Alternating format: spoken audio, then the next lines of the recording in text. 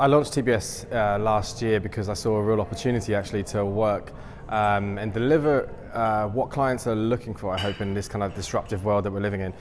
Media is changing massively, creative is changing as well. The tools and the tech is making us to have, forcing us to have like different kind of like ways of making decisions and plan our media and our campaigns.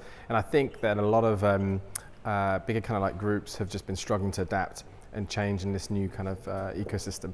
And primarily, I think it's the strategic kind of talent and the creativity that's been crushed a little bit. So I saw a lot of creative and strategic talent leaving the industry effectively, and actually I saw an opportunity to get this talent back together in a more kind of nimble and agile way to solve bigger client problems and to help to navigate and demystify the struggles people are having with disruption and technology today. I think the thing about holding groups is they've been rightfully successful for many, many years. But the success has been about expanding globally, acquiring more and more companies and getting bigger and bigger and bigger. And with that success has meant that actually they've had to probably sacrifice, neglect some of the smaller clients in the group and look for the big kind of global dominant clients. But actually the world is changing where there's a lot of fast moving, fast rising clients that need a slightly different approach.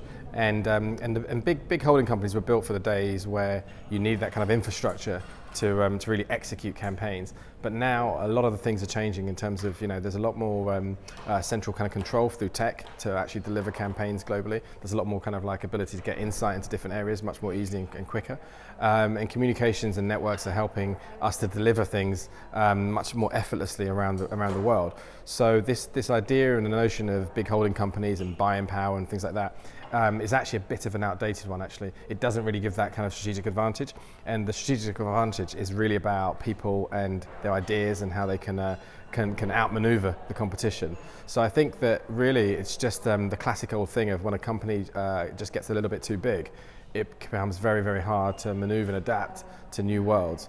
And their models and the current kind of like fee structures are being attacked, with the likes of things like transparency kind of like coming into it, and not necessarily always for the holding group's kind of fault in terms of how the market's become what it's become, but it's actually just the fact that they've almost been working with clients to find a different way of charging them. And then actually that way's been attacked right now, and so now they're having to completely reset that, and it's a lot harder to do when you're already established and you've got maybe 200,000-300,000 people working for you around the world than it is when you're starting something from scratch. The channels and mediums that I'm most excited about are probably the channels that we've known for a long time, but have probably kind of like become a bit kind of complacent with. So I think it's really about how things like TV kind of like revolutionize themselves a little bit.